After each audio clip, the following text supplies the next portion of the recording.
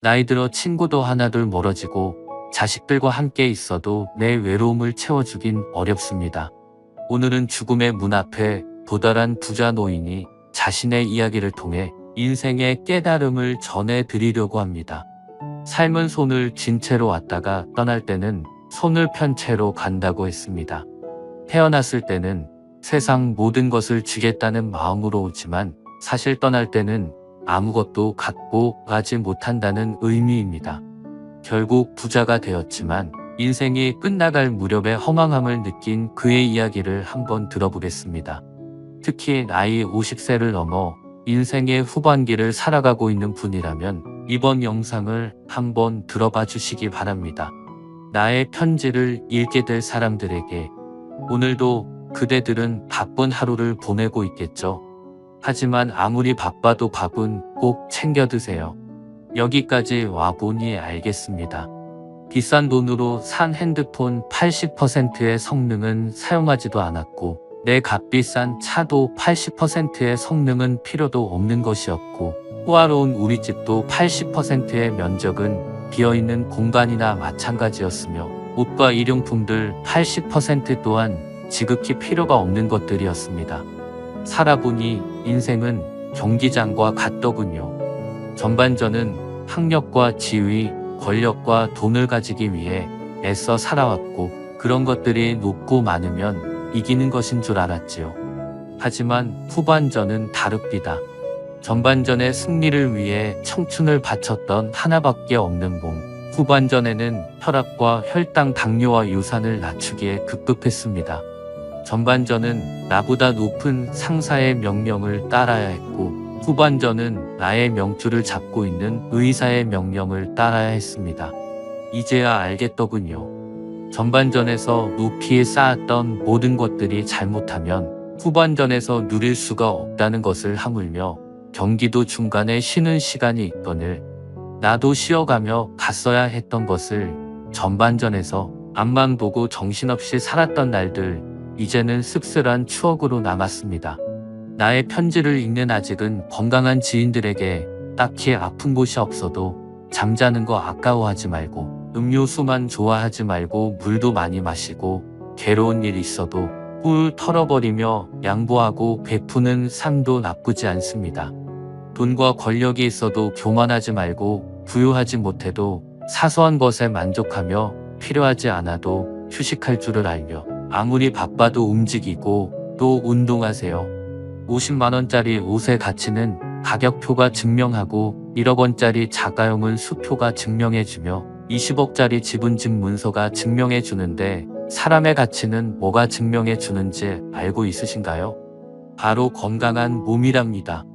건강에 들인 돈은 계산기로 두드리지 마세요. 건강할 때 있는 돈은 자산이라고 부르지만 아파서 병원에 누워 있으면 그대가 쥐고 있는 돈은 그저 유산일 뿐입니다. 세상에 당신을 위해 차를 몰아줄 기사는 얼마든지 있고 당신을 위해 돈을 벌어줄 사람도 얼마든지 있습니다. 하지만 당신의 몸을 대신해 아파줄 사람은 결코 없답니다. 물건을 잃어버리면 다시 찾거나 사면 되지만 영원히 되찾을 수 없는 것은 하나뿐인 생명입니다.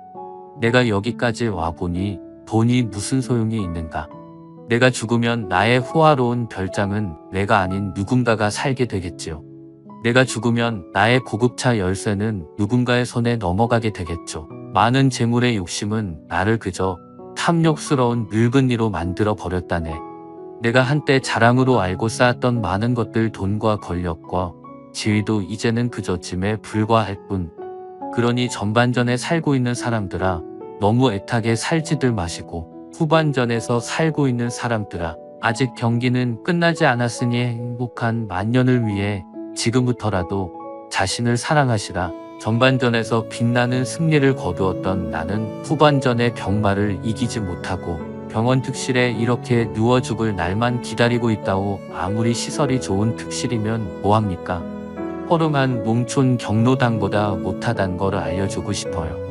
그래도 이 편지를 지인들에게 전할 수 있음에 따뜻한 기쁨을 느낀답니다. 바쁘게 세상 살아가는 그대들 자신을 사랑하며 살아가기를 힘없는 나는 이제 마음으로 그대들의 행운을 빌 뿐이라오. 누구보다 먼저 웃고 많이 웃는 행복한 나날들로 가득 채우시길 바랍니다. 그러기 위해서는 첫째, 외로움을 견디는 걸 연습하세요. 혹시 여러분은 사람들이 나이가 들면 가장 두려워하는 것이 무엇인지 아시나요? 대부분 남성은 혼자 남는 것이, 여성들은 돈이 부족한 것이 가장 걱정스럽다고 대답했습니다. 생계에 대한 걱정과 외로움에 대한 걱정은 어쩌면 인간의 본능일지도 모릅니다. 그러나 남녀를 떠나서 대부분의 사람들은 혼자가 되는 것을 견디기 힘들어합니다.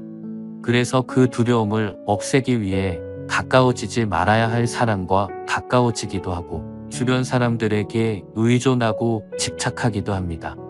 그러다 보면 잠깐의 외로운 감정을 피할 수 있겠지만 오히려 더 괴로운 인간관계를 만들어내기도 합니다. 이것은 자신과 타인에게 모두 상처를 주는 것입니다. 외로움은 피할수록 더 강하게 다가오고 자신을 나약하게 만듭니다. 나의 두려움과 외로움을 스스로 극복하지 못하고 타인에게 기대서 해결하려는 이유 때문일 것입니다. 인간관계를 유지하는 것이 인생에서 가장 어렵다고 말하는 분들이 많습니다. 사실 이것은 남녀노소를 불문하고 전 연령층에서 공통으로 겪는 문제입니다. 그러나 이것의 근본적인 문제는 나의 외로움일지도 모릅니다. 인간의 불행은 혼자서 외로움을 견디지 못하는 것에서 비롯된다고 생각합니다. 외로움을 견디지 못하고 관계에 휘둘리는 사람은 평생 다른 사람의 기준에 따라 살아갈 뿐입니다. 이렇게 외로움을 피하려고만 하는 사람은 마음속에 괴로움이 쌓입니다. 그래서 결국 작은 일에도 큰 상처를 받고 타인에게 집착하게 됩니다. 그러나 외로움을 받아들일 줄 아는 사람은 추운 겨울에도 꺾이지 않는 나뭇가지처럼 굳기 때문에 오히려 인간관계에서 강한 모습을 보여줍니다. 다른 사람과 멀어지는 것이 두렵고 그로 인해 고통스럽게 느끼는 것을 외로움이라고 한다면 고독은 그 외로움을 받아들이는 것입니다. 또한 혼자 있을 때 느끼는 고통이 외로움이라면 혼자 있을 때 느끼는 즐거움은 고독이라고 할 수 있습니다. 외로움은 우리의 선택이 아니라 우리의 운명이지만 고독은 우리의 운명이 아니라 우리의 선택입니다. 외로움은 우울증의 원인이 될 수 있고 고독은 낭만적인 한편 일시의 소재가 될 수 있습니다. 외로움은 술에 취해 잊으려 하지만 고독은 술에 취해 추억하며 웃을 수 있습니다. 외로움은 혼자 있는 것을 원치 않는 상태에서 발생하는 것이고 고독은 혼자 있는 것을 원하는 상태에서 발생하는 것입니다. 혼자 있는 것을 즐기는 능력을 갖추면 건강한 인간관계와 내 인생의 주체성을 얻을 수 있습니다. 혼자 있는 능력이란 세상과 단절되는 것을 의미하는 게 아니라 혼자의 시간을 즐기며 자신에 대해 깊이 생각할 수 있습니다. 이 세상에는 영원한 것은 없으므로 인간관계에 집착하지 않고 여유롭게 대할 줄 알아야 합니다. 그러면 외로움에서 벗어날 수 있습니다. 인연이 닿으면 자연스럽게 멀어지는 사람도 있고 내가 노력하지 않아도 자연스럽게 가까워지는 사람도 있습니다. 이것은 삶의 당연한 법칙이고 이치입니다. 나이가 들면서 혼자 있는 것이 두려운 이유는 늙어서 자신이 외롭고 아플 때 도와줄 사람이 없을까봐 걱정되기 때문일 것입니다. 혼자 지낼 줄 모르면 다른 사람의 시간과 관심을 바라게 됩니다. 나에게 먼저 연락하지 않으면 타인이 나를 신경 쓰지 않는다는 불만이 생깁니다. 그러면 주변 사람들을 비롯해 자식과의 관계도 힘들어집니다. 여기에 고집과 성미가 나쁘면 관계가 걷잡을 수 없을 만큼 틀어져서 결국 나를 위로해 줄 사람이 한 명도 남지 않게 됩니다. 그러므로 다른 사람에게 의존하기보다 상황을 스스로 해결할 수 있는 방법을 찾아야 합니다. 그렇지 못하면 결국 자신만 괴롭히는 것입니다. 종교를 가지면 혼자가 아닌 것처럼 내면의 힘이 생길 수 있고 반려동물과 함께하면 외로움을 달래줄 수도 있습니다. 꾸준한 취미생활과 봉사활동을 통해 다양한 사람들을 만나는 것도 좋습니다. 이렇게 혼자 살아가는 방법을 배우는 것은 삶의 질을 향상하는 길입니다. 세상에 자신을 위해서 할 수 있는 일들은 무궁무진합니다. 그러니까 자기 스스로 외로움을 극복하고 적극적인 삶을 살아가시길 바랍니다. 둘째, 내 주변에 있는 사람을 소중히 여기세요. 주변 사람과 관계를 유지하는 것은 결코 쉬운 일이 아닙니다. 함께 많은 시간을 보내다 보면 장점보다 단점이 눈에 더 많이 들어오기 시작하고 갈등도 자주 생깁니다. 그러나 이럴 때일수록 가까운 사람에게 무리하게 말하거나 싫은 마음을 드러내는 것은 바람직한 행동이 아닙니다. 가까운 사람일수록 더 소중하게 대해야 합니다. 내 곁에 있는 사람, 가치를 잊고 살아가면 안 됩니다. 여러분은 곁에 있는 사람에게 함부로 말을 하거나 무관심하고 때로는 그 사람을 무시하며 시간을 보내고 있지는 않으시는가요? 이것은 서로에게 큰 상처가 됩니다. 옛말에 어려울 때 친구가 진짜 친구라는 말이 있습니다. 그만큼 내 주변 사람이 부족하거나 모난 부분이 있어도 아끼고 챙기며 그 사람이 좋은 방향으로 나아갈 수 있도록 도와주어야 합니다. 특히 사랑하는 사람에게 하지 말아야 할 말을 하는 실수를 저지르지 말고 예의 바르고 다정하게 말해보세요. 나에게 돌아오는 것은 몇 배 더 큰 따스함일 것입니다. 어떠신가요?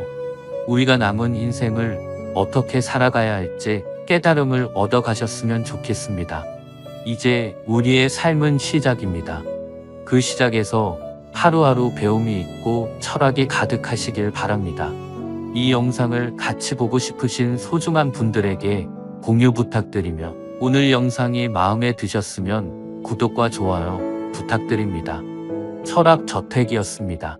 요양병원에서 일하는 의사가 남긴 글이 큰 화제입니다. 자신이 담당하던 할머니에 대한 내용이지만 죽음이라는 문 앞에서는 모두의 미래가 될 수 있다고 생각합니다. 요양병원에서 만난 할머니는 변덕스럽고 짜증이 많았다. 투정 부리는 일이 많고 음식을 흘리거나 시설 규칙을 안 따른다고 핀잔을 들으면 오히려 더 소리를 지르고 난리를 치는 노인이다. 양말이나 신발 한 짝을 항상 잃어버려 직원들에게 바보 취급을 당하기도 했다. 어느 날은 간호사가 휴가를 가서 혼자 진료를 보았다. 진료만 하기보다 친근하게 다가가고 싶어서 이런저런 말동무를 해드렸더니 본인 이야기를 하셨다. 할머님은 부모 형제 자매와 화목한 가정에서 지내다가 20살에 결혼하고 25살에 애를 낳았다고 했다. 30대엔 아이들 키운다고 정신이 없고 40대엔 애들을 독립시키고 남편과 함께 행복했다고 했다. 50대엔 손주들이 생겨서 갱년기를 극복하고 다시 한번 삶의 의미를 찾았다고 했다. 그러나 60대부터는 안 좋은 일들의 연속이라고 하소연을 한다. 남편이 죽고 둘 있는 자식은 유산으로 크게 다투고 연락이 거의 끊긴 상태라고 했다. 그러면서 너무 외롭고 힘들다고 부모님을 생각하면서 자기를 조금만 더 따뜻하게 봐달라고 했다. 이 얘기를 듣는 순간 아차 싶었다. 그동안 진료 본 나날들을 반성하게 되었다. 그리고 3개월 후 할머니는 하늘나라로 떠났다. 마지막까지 가족은 오지 않았다. 하늘에서는 사랑하는 사람들과 행복하게 지내길 진심으로 바란다. 하지만 이 세상이 그녀에게 남긴 것은 남은 진료비와 요양비용 청구서다. 이 할머니는 홀로 요양병원에 들어와 힘든 여생을 보내다 간 것 같지만 가족들이 찾아오는 경우도 크게 다르지 않다. 요양병원에 면회 와서 서 있는 가족의 위치를 보면 촌수가 바로 나온다. 침대 옆에 바싹 붙어 눈물 콧물 흘리면서 이것저것 챙기는 여자는 딸이다. 그 옆에 뻘쭘하게 서 있는 남자는 사위다. 문간쯤에 서서 먼 산 바라보고 있는 사내는 아들이다. 복도에서 휴대폰 만지작거리고 있는 여자는 며느리다. 요양병원에 장기 입원하고 있는 부모를 그래도 이따금씩 찾아와서 살뜰히 보살피며 준비해온 밥이며 반찬이며 떠먹이는 자식은 딸이다. 대개 아들놈들은 침대 모서리에 잠시 걸터 앉아 딸이 사다 놓은 음료수 하나 까먹고 이내 사라진다. 아들이 무슨 신주단지라도 되듯이 아들 원하며 금지옥력 키워놓은 벌을 늙어서 받는 것이다. 딸 하나 열아들 부럽지 않은 세상인 것은 그때는 몰랐다. 요양병원에서는 오늘도 우리의 미래가 될 많은 그들이 창살 없는 감옥에서 의미 없는 삶을 연명하며 희망 없는 하루하루를 보내고 있다. 그들도 자신의 말로가 이렇게 될 줄은 전혀 몰랐을 것이다. 자신과는 절대 상관없는 이야기라고 믿고 싶겠지만 그것은 희망사항이다. 결코 남의 이야기가 아니다. 우리는 나이가 들고 서서히 정신이 빠져나가면 어린애처럼 속이 없어지고 결국 원하던 원치 않던 자식이 있던 없던 마누라 남편이 있던 돈이 있던 없던 세상에서 지위가 높던 낮던 잘났던 못났던 모든 분들이 요양원이나 요양병원에서 생의 마지막을 보내게 된다. 그곳은 자기가 가고 싶다고 해서 갈 수 있는 곳도 아니다. 자식에게 떠밀려서 가는 곳이다. 자식들과 대화가 단절되기 시작하면 갈 곳은 그곳밖에 없다. 산 사람은 살아야 하니까. 두고 보면 안다. 그래도 어쩌랴. 내 정신을 가지고 사는 동안에라도 맛있는 것 먹고 가고 싶은 곳 가보고 보고 싶은 것 보고 하고 싶은 것 하면서 즐겁고 재미있게 살아야지. 기적 같은 세상을 그저 그렇게 보낼 수 없지 않겠는가. 최근에는 90세가 넘은 할아버지가 오셨다. 할아버지는 병이 너무 깊었다. 옆에서 할머니가 성경을 읽으며 지극정성으로 할아버지 곁을 지켰다. 아침 저녁으로 할아버지 가족들이 병실을 다녀갔다. 아버지가 이제는 못 일어나신다. 이젠 화장실 걸음도 못 하신다. 조금 전에도 의사가 호수로 오줌 빼주고 갔다. 할머니는 눈물을 글썽이며 아들에게 말했다. 아들은 아무 말이 없었다. 그날 저녁 할아버지 막내딸이 병실로 찾아왔다. 지방에서 올라온 막내딸은 할아버지 손을 잡고 한참을 울었다. 할아버지는 괜찮다고만 했다. 막내딸은 3일 동안 할머니와 함께 병실에서 잠을 잤다. 아빠, 나 이제 가봐야 하거든.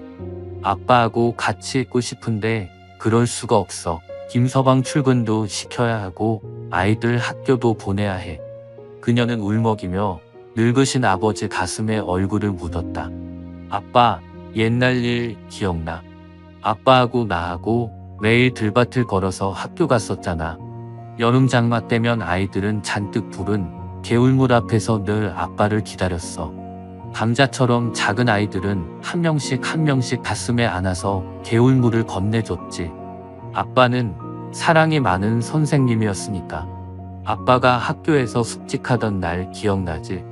엄마가 싸준 도시락을 들고 내가 눈밭을 걸어서 아빠에게 갔던 날. 내 발바닥 꽁꽁 얼었다고 아빠가 따뜻한 배 안으로 내 발을 집어넣었잖아. 얼마나 차가웠을까. 막내딸은 울음을 삼키며 할아버지 가슴에 다시 얼굴을 묻었다. 딸의 울음소리에도 할아버지는 말없이 눈물만 흘렸다. 아빠, 나 이제 가야 돼. 꼭 다시 일어나야 돼, 아빠. 옆자리에서 있던 할머니가 막내딸의 손을 끌었다. 어여 가거라, 어여. 내 아버지 다 알아들으셨을 게다. 할머니는 막내딸을 데리고 병실 밖으로 나갔다. 잠시 후 할머니는 눈물을 닦으며 병실 안으로 들어왔다. 조금 전에 나간 아이가 우리 막내딸이라오. 아버지 사랑을 많이 받고 자랐지요. 지금도 아빠, 아빠 하잖아요. 이제 제 아버지 눈이나 감으면 와야지 뭐. 아버지를 끔찍히 좋아했는데 아버지 얼굴을 마지막으로 본다고 생각하니 얼마나 슬펐을까. 바로 그때 할아버지 목소리가 들려왔다. 임자. 할아버지는 가쁜 숨을 몰아쉬며 일으켜 달라고 했다. 할머니와 나의 부축을 받으며 할아버지는 한 걸음 창가 쪽으로 걸어갔다. 할아버지는 힘겨운 숨을 고르며 창밖을 살폈다. 창문 밖 멀지 않는 곳에 정문 쪽으로 걸어가는 막내딸의 뒷모습이 보였다. 할아버지는 오른팔을 들었다. 딸의 뒷모습을 어루만지듯 할아버지는 유리창을 쓰다듬었다. 딸을 향해 마지막 인사를 하는 할아버지의 눈가로 눈물이 조용히 흘러내렸다. 할아버지와 딸은 결국 이날이 마지막이었다. 할아버지는 한 달 뒤 잠을 자다 돌아가셨기 때문이다. 할아버지의 마지막 날, 딸은 눈물을 흘리지 않았다. 더 이상 흐를 눈물이 남지 않았기 때문이다. 어떠신가요? 결국 인간은 누구나 자연의 섭리에 따라서 빈손으로 왔다가 빈손으로 자연의 품속으로 가는 것입니다. 사는 동안 즐기면서 살아야 합니다. 이 세상에서 가장 소중한 것이 건강입니다. 이 세상에서 가장 중요한 것이 마음입니다. 누구까지 건강하고 즐겁게 산 사람이 이 세상에서 가장 행복한 사람이며 가장 세상을 잘 살아온 사람입니다. 여러분들의 가정에 행운과 축복이 함께 하시고 사는 날까지 건강하고 행복한 삶이 되시기를 기원드립니다. 이상 철학